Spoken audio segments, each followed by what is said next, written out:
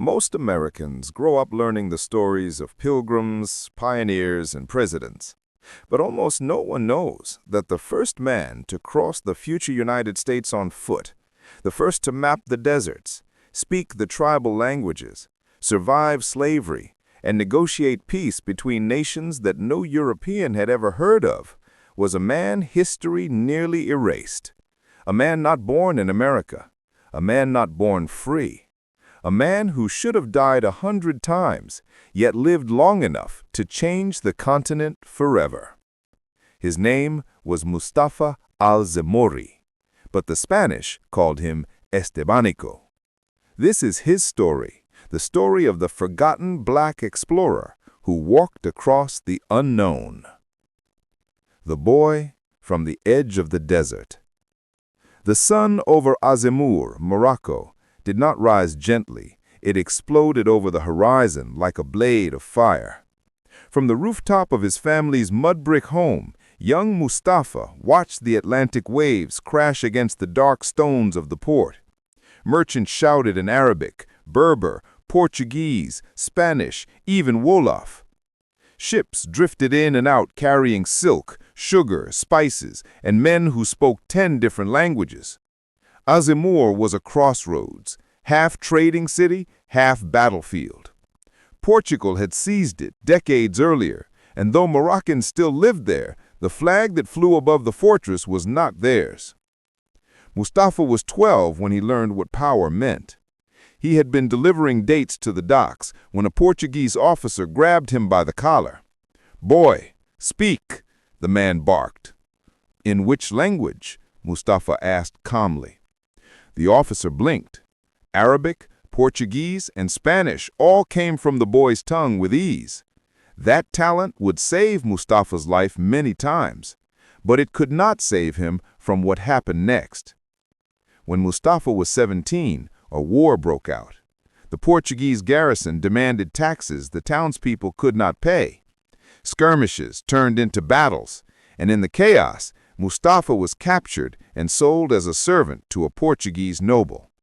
He did not know it yet, but this chain of events would take him thousands of miles away, across the Atlantic, into jungles no European had seen, into deserts that swallowed expeditions whole, and into the pages of American history. The Ship of the Living and the Dead. The ship that carried Mustafa across the Atlantic groaned like a dying animal.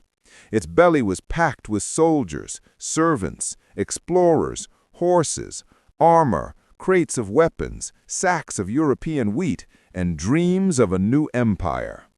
The year was 1527. Spain had just conquered the Aztec Empire. Gold had flowed into Europe like a river of fire. Now, the Spanish governor of Cuba, Panfilo de Narvaez, wanted more, lands even richer, supposedly lying north of New Spain. Mustafa had no choice. His Portuguese master sold him to a Spanish officer serving under Narvaez. The officer renamed him Estebanico, because Europeans rarely bothered to learn foreign names. The voyage was cursed from the start.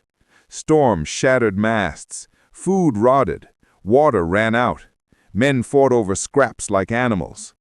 On the 10th night at sea, a soldier whispered to Estebanico, "They say the land we're seeking is filled with gold." Estebanico looked at the black waves stretching endlessly around them. "What good is gold," he replied, "if it costs you your life?" Land of storms and spirits. After weeks on the ocean, the fleet saw land, not golden cities, not peaceful shores. Florida, a place Europeans barely understood, a land of storms, swamps, mosquitoes, and powerful indigenous nations who had no interest in foreign rule. The Narvaez expedition marched inland. Within a week, they were lost.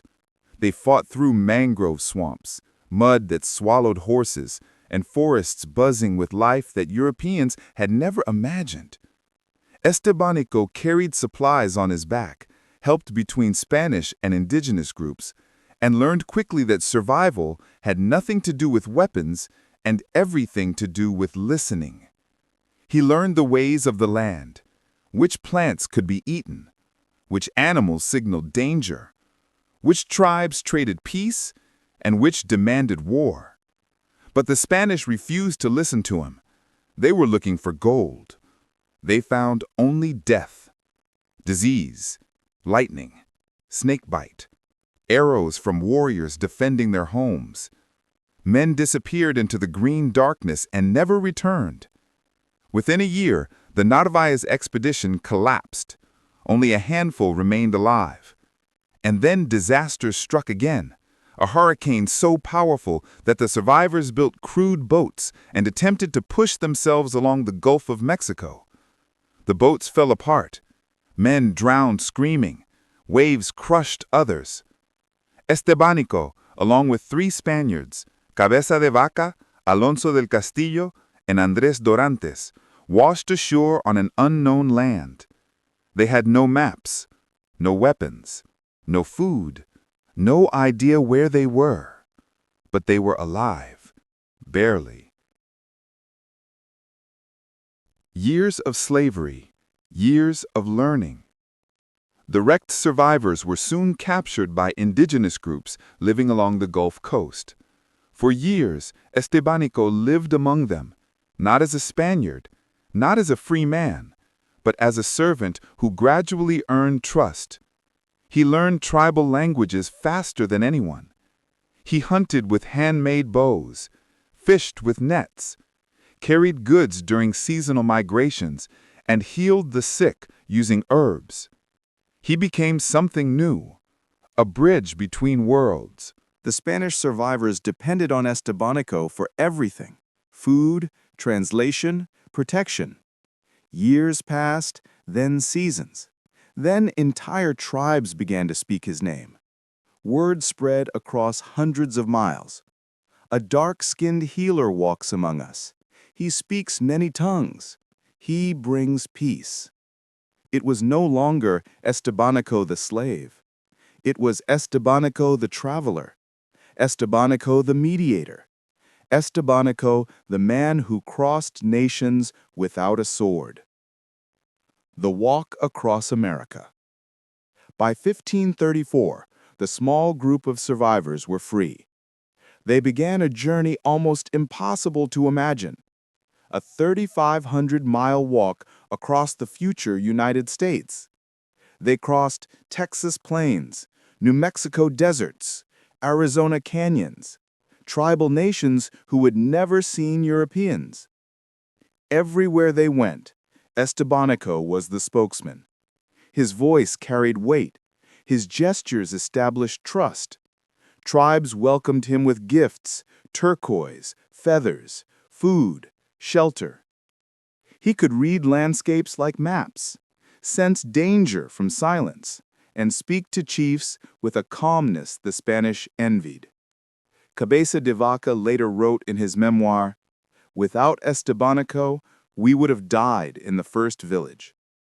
When they finally reached Spanish settlements in Mexico, after nearly 8 years of wandering, soldiers stared at them in disbelief.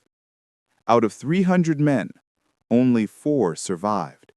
And the most important among them, the one who had saved the others, was the African they had once treated as property.